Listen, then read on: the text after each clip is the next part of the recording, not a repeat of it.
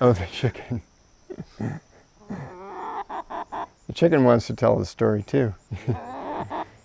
it, You can see him in the shot. it's good.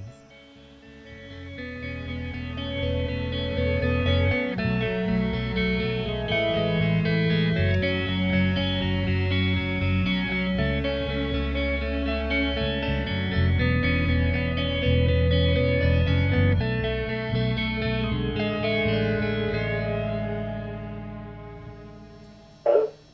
JB? Yes. Hey, it's John. Hey, John. How are you? All right. Hey, did you tell me a bear story on the phone?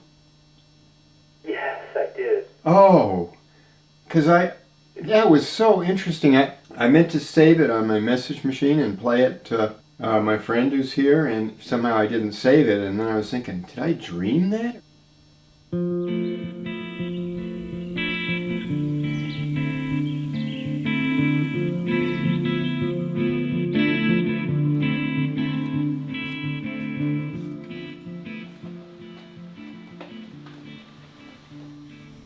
I started working on cars in the 1980s and built a shop garage with a lift that has become my source of income.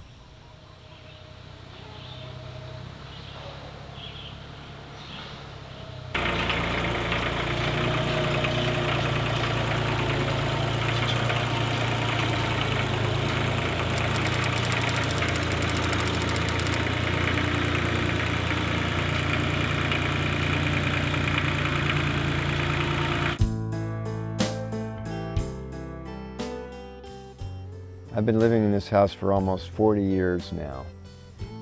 It's a house that I built myself.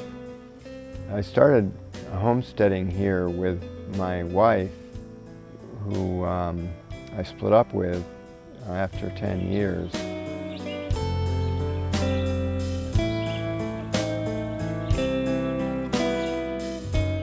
Ideally, I would like to get all my food from local sources. So I've been working towards that for as long as I've lived here. He's built an amazing greenhouse where he grows vegetables all year round. And he eats lots and lots, of vegetables. That's his primary food, I think. I don't know exactly what his diet is, but it's mostly vegetables, I think, yeah. You know, he does buy other food items, like pickled herring is a favorite of his, which he does purchase. And he raises his chickens that he, not for meat, but for eggs. So he's very self-sufficient, yeah. I had chickens when we first moved here for a few years. I had a couple of different chicken coops, and then for a long time, until recently, I didn't have them. But I wanted to have them again because I wanted to know where my eggs were coming from. And I like chickens. I think they're almost a pet, and they're a pet that gives you something tangible in return. Scratch time, scratch time.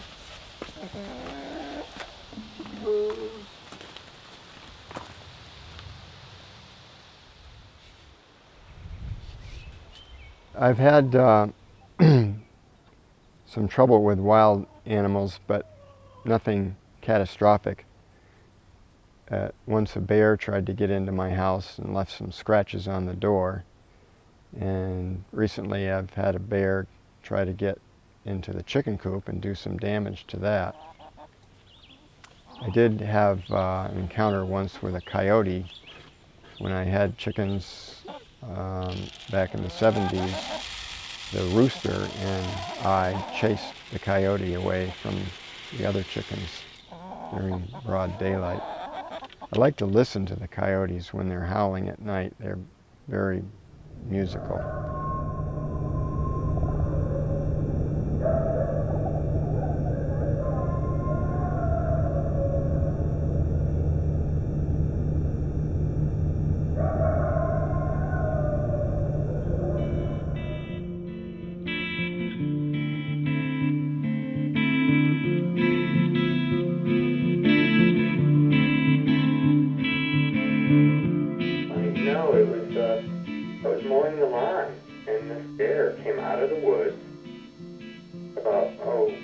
5 feet away. I actually heard crunching. And I was like looking around, like, what is this? Because it wasn't here at this house, it was at the house up on Pierce Road. Right. And he walked out of the woods, and he literally walked right over to me. I could have touched him with my foot. He sat down on his haunches, his belly, like between his legs.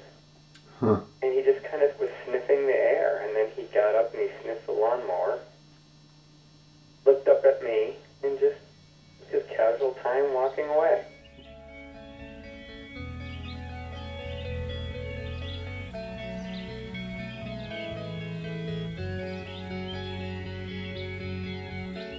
When I built my house, I did just about everything myself, including the plumbing and the wiring. In the 70s, it was legal to do your own plumbing and wiring. And the water I drink comes from a spring on the side of the hill that has a pipe running 900 feet to the house. The spring is higher than the house, so the water pressure is gravity fed. He lives by his own principles, and he lives very close to what he believes in. So I would say he's very true to himself. You know, he doesn't really have to answer to other people. He's very kind. He's funny. He's generous. Well, I am becoming near the end of my life now. I'm 66, so if I get 20 more years, I'll be thankful.